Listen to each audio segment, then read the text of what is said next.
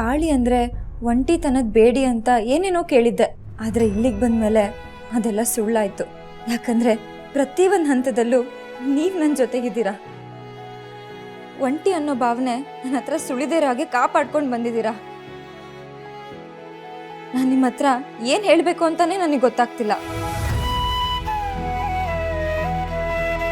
ಅಯ್ಯೋ ಹುಚ್ಚಮ್ಮ, ಯಾಕಷ್ಟೆಲ್ಲ ಯೋಚನೆ ಮಾಡ್ತೀಯಾ?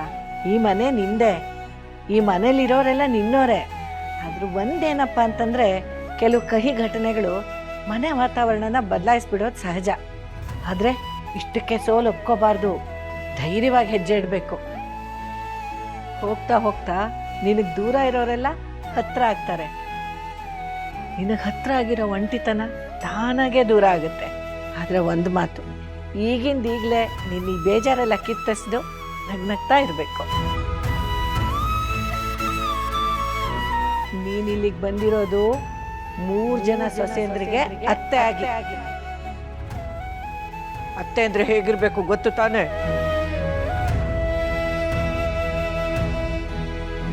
ನಿಂಗೆ ತುಂಬಾ ಸುಸ್ತಾಗಿರುತ್ತೆ, ಸ್ವಲ್ಪ ಹೊತ್ತು ರೆಸ್ಟ್ ತಗೋ ಬಾ.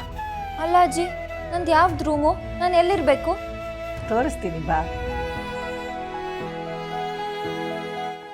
ಈಗ ಏನಾಯ್ತು ಅಂತ ಕೋಪ ಮಾಡ್ಕೊಂಡು ಕೂತ್ಕೊಂಡಿದ್ಯಾ ಬೇಬಿ? ಈಗಾಗಿರೋದು ಸಾಕಾಗಲ್ವಾ? ದಯವಿಟ್ಟು ನಿನ್ನ ಕೋಪನ ಸ್ವಲ್ಪ ಪಕ್ಕಕ್ಕೆ ಇಟ್ಬಿಟ್ಟು ಏನು ಹೇಳ್ಬೇಕಂತಿದ್ಯೋ ಅದನ್ನ ನೇರವಾಗಿ ಹೇಳು. ಮದುವೆ ಆಗಿ ಇಷ್ಟು ವರ್ಷ ಆಯ್ತಲ್ಲ, ಏನು ತಂದ್ಕೊಟ್ಟಿದ್ದೀರಾ ನೀವು? ಓ, ಈಗ ಗೊತ್ತಾಯ್ತು. ಏನು ಗೊತ್ತಾಯ್ತು? ಡೈಮಂಡ್ ನೆಕ್ಲೆಸ್ ಮಾಡಿಸ್ಬೇಕಿತ್ತಾ? ನಿಮ್ಮ ಮುಖಾನ ಒಂದ್ಸಲಿ ಕನ್ನಡಿಯಲ್ಲಿ ನೋಡ್ಕೊಳ್ಳಿ. ಹೌದಾ? ಸರಿ, ಏನಾಗಿದೆ? ಚೆನ್ನಾಗೇ ಇದ್ದೀನಲ್ವಾ? ನಾನು ಸೀರಿಯಸ್ ಆಗಿ ಮಾತಾಡ್ತಾ ಇದ್ದೀನಿ. ಓಕೆ ಓಕೆ, ನಾನು ಸೀರಿಯಸ್ ಆಗಿರ್ತೀನಿ. ಈಗೇನು ಚೈನ್ ಕೊಡಿಸ್ಬೇಕಿತ್ತಾ? ಗೊತ್ತಾಯ್ತು ಬಿಡು.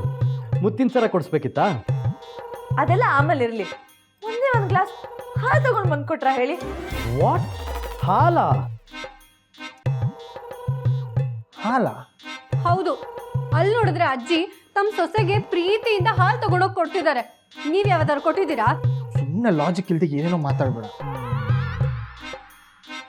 ಹಾಗಾದ್ರೆ ನಾನು ಸರಿ ಇಲ್ವಾ? ನಾನು ಎಲ್ಲಿ ಹಾಗೆ ಹೇಳಿದೆ ಬೇಬಿ? ಅಂದ್ರೆ ಏನ್ ಈ ಮಾತಿನ ಅರ್ಥ? ನನಗ್ ತಲೆ ಕೆಟ್ಟಿದ್ದೆ, ನೀವೇನೋ ಮಾತಾಡಿದ್ರೆ ನಾನು ಇನ್ನೇನೋ ಅರ್ಥ ಮಾಡ್ಕೊಂತೀನಿ ಅಂತನಾ? ಅದು ಸತ್ಯ ಅನಿಸ್ತಿದೆ, ಅದಕ್ಕೆ ಈಗ ಆಡ್ತಿದ್ಯಾ? ಒಟ್ಟಿನಲ್ಲಿ ನನಗೆ ಈ ಮನೇಲಿ ನೆಮ್ಮದಿ ಇಲ್ಲ. ರೀ ರೀ ನಿಂತ್ಕೊಳ್ಳಿ. ಆ ಲೀಲನಿಂದ ನನ್ನ ಗಂಡ ನನ್ನ ಮೇಲೆ ಕೋಪ ಮಾಡ್ಕೊಂಡು ಹೋದ್ರು. ಒಟ್ನಲ್ಲಿ ಅವಳಿಂದ ಯಾರಿಗೂ ನೆಮ್ಮದಿ ಇಲ್ಲ.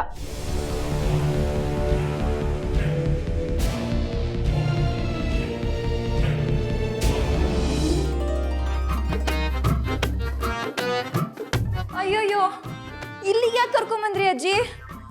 ಇದಾ ನನ್ನ ರೂಮು? ಹೌದು, ಮತ್ತೆಲ್ಲಿ ಕರ್ಕೊಂಡು ಹೋಗ್ಬೇಕಿತ್ತು ನಿನ್ನ? ಎಲ್ಲಿಗಾದ್ರೂ ಕರ್ಕೊಂಡೋಗಿ, ಆದರೆ ಈ ರೂಮ್ ಮಾತ್ರ ಬೇಡ. ನಾನು ಇಲ್ಲಿ ಮಾತ್ರ ಇರಲ್ಲ. ಅದೇ ಯಾಕೆ? ಇದು ಎಜೆ ರೂಮ್ ತಾನೆ? ಗಂಡನ ಹಾಗೆಲ್ಲ ಹೆಸರಿಡ್ ಕರೀತಾರ? ಅಜ್ಜಿ, ಮನುಷ್ಯರಿಗೆ ಅವ್ರಿರೋ ಹೆಸರು ಬಿಟ್ಟು ಇನ್ನೇನು ಕರೆಯಕ್ಕಾಗತ್ತೆ? ಓಯ್ ಅಂತ ಕರೆಯಕ್ಕಾಗತ್ತಾ?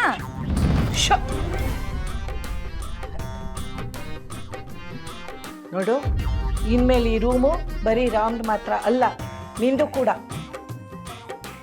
ರಾಮ್ಗೆ ನೀನು ಅರ್ಧಾಂಗಿ ಅಂತಂದ್ಮೇಲೆ ಈ ರೂಮಲ್ಲಿ ಅರ್ಧ ಭಾಗ ನಿನಗೂ ಸೇರ್ಬೇಕು ತಾನೆ?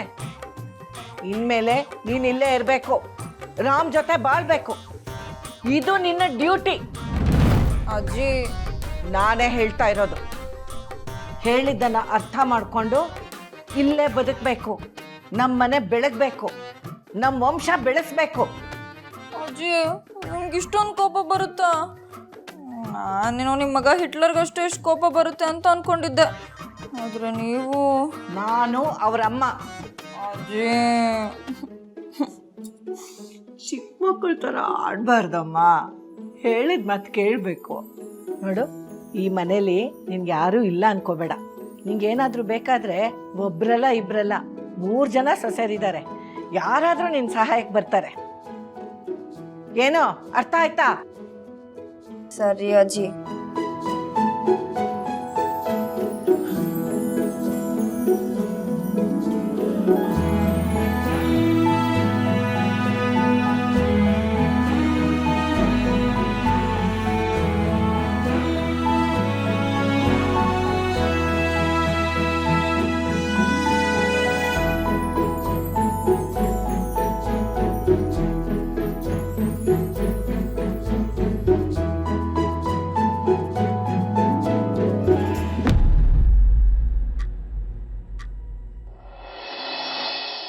ಏನಮ್ಮ ನೀನು ನಡಿ ರೂಮಿಗೆ ನಡಿ. ಎಲ್ಲ ಚೆನ್ನಾಗಾಯ್ತಲ್ಲ. ನಾನು ಆಫೀಸಿಂದ ಬಂದರೆ ರೂಮ್ಗೂ ಹೋಗ್ಬಿಡ್ದೆ, ನನ್ನ ನೈಟ್ ವೇರು ಇಲ್ಲೇ ತರಿಸಿಟ್ಟಿದ್ಯಾ. ಈಗ ನೋಡಿದ್ರೆ ರೂಮ್ಗೆ ಹೋಗು ಅಂತಿದ್ಯಲ್ಲ, ಏನಾಗಿದೆ ನಿನಗೆ? ನನಗೇನೂ ಆಗಿಲ್ಲ, ನೀ ಮೊದಲು ರೂಮಿಗೆ ನಡಿ. ಸರಿ, ನಿನಗೆ ಬೇರೆ ಏನಾರ ಬೇಕಾ? ನಂಗೆ ಏನೇ ಬೇಕಾದರೂ ನಾ ದುರ್ಗಾನ್ ಕೇಳಿ ತರಿಸ್ಕೊಡ್ತೀನಿ, ನೀನು ನಡಿ ನಡಿ. ವಿಚಿತ್ರವಾಗಿ ಆಡ್ತಾ ಇದೆಯಾ? ಸರಿ.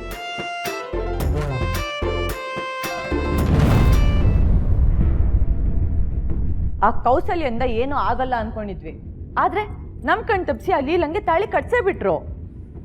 ನಾವು ಮನೆ ಬಿಟ್ಟು ಹೋಗ್ತೀವಿ ಅನ್ನೋ ಅಸ್ತ್ರ ಉಪಯೋಗಿಸಿ ಅವಳನ್ನ ಹೊರಗೆ ಹಾಕಿದ್ವಿ. ಆದ್ರೆ ಆ ಕೌಸಲ್ಯ ಅದನ್ನೆಲ್ಲ ಉಲ್ಟಾ ಮಾಡಿ ಅವಳನ್ನ ಈ ಮನೆ ತಲುಪೋ ಹಾಗೆ ಮಾಡಿದ್ರು. ಮನೇಲಿ ಜಾಗ ಸಿಗ್ಬೋದು, ಆದ್ರೆ ಮನ್ಸಲ್ಲಿ ರೂಮಲ್ಲಿ ಜಾಗ ಸಿಗಲ್ಲ ಅಂತ ದೊಡ್ಡದಾಗಿ ಹೇಳ್ತಿದ್ರು ಏಜೆ. ಇಲ್ಲಿ ನೋಡಿದ್ರೆ ಅಜ್ಜಿ ರೂಮ್ ಡೋರ್ ಓಪನ್ ಮಾಡಿ ಅವಳನ್ನ ಒಳಗೆ ಕಳಿಸಿದ್ದಾರೆ. ಇನ್ನವಳು ಏಜೆ ಮನ್ಸಲ್ಲ, ಹೃದಯದಲ್ಲಿ ಎಲ್ಲಾ ಕಡೆನೂ ಜಾಗ ಮಾಡ್ಕೋತಾಳೆ. ಇದನ್ನ ನಮ್ಮಿಂದ ತಪ್ಸೋದಕ್ಕೆ ಸಾಧ್ಯನೇ ಇಲ್ಲ. ಒಟ್ನಲ್ಲಿ ಅವಳಿಗೆ ಈ ಮನೆಯಲ್ಲಿ ಸ್ಥಾನ ಸಿಕ್ಕಾಗಾಯ್ತು. ಏಜೆ ಅವಳನ್ನ ಹೆಂಡತಿಯಾಗಿ, ಅಜ್ಜಿ ಅವಳನ್ನ ಸೊಸೆಯಾಗಿ ಒಪ್ಕೋಬಹುದು. ಆದ್ರೆ ಈ ದುರ್ಗಾ ಯಾವತ್ತೂ ಅವಳನ್ನ ಅತ್ತೆ ಆಗಿ ಒಪ್ಕೊಳ್ಳಲ್ಲ. ಇದೇ ನನ್ನ ಫೈನಲ್ ಡಿಸಿಷನ್.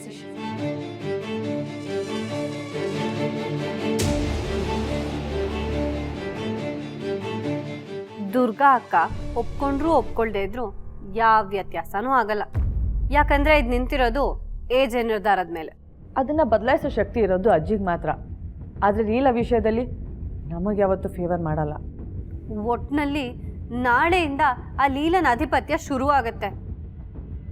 ಹಬ್ಬನ ಅವಳು ಮುಂದಾಳತ್ವದಲ್ಲಿ ನಾವು ಅವಳು ಹಿಂದೆ ನಿಂತು ನಡೆಸ್ಬೇಕಾಗತ್ತೆ. ಅಷ್ಟೇ ಅಲ್ಲ, ಅತ್ತೆ ಬಂದ್ರೆ ಯಾಕೆ ತಲೆನೂ ತಪ್ಪುತ್ತೆ ಅನ್ಕೊಂಡಿದ್ವೋ ಅದು ನಾಳೆಯಿಂದ ಡಬಲ್ ಆಗುತ್ತೆ. ಜೈಲರ್ ಬೆಲ್ಲಿಗೆ ಹೆದರ್ತಿದ್ದ ನಾವು ನಾಳೆಯಿಂದ ಇವಳು ಎಡವಟ್ಟುಗಳಿಗೆ ಪ್ರತಿದಿನನೂ ನರ್ಕ ಅನುಭವಿಸ್ಬೇಕಾಗತ್ತೆ. ಇಲ್ಲ, ಇದಕ್ಕೆ ನಾವು ಅವಕಾಶ ಮಾಡಿಕೊಡ್ಬಾರ್ದು. ಹೌದು, ಎಷ್ಟು ಬೇಗ ಆ ಲೀಲಾನ ಈ ಮನೆಯಿಂದ ಓಡಿಸ್ತೀವೋ ಅಷ್ಟು ಬೇಗ ನಾವು ಸೇಫ್ ಆಗ್ತೀವಿ. ಅವಳನ್ನ ಈ ಮನೆಯಿಂದ ಓಡಿಸೋದೆ ನಮ್ಮ ಟಾರ್ಗೆಟ್.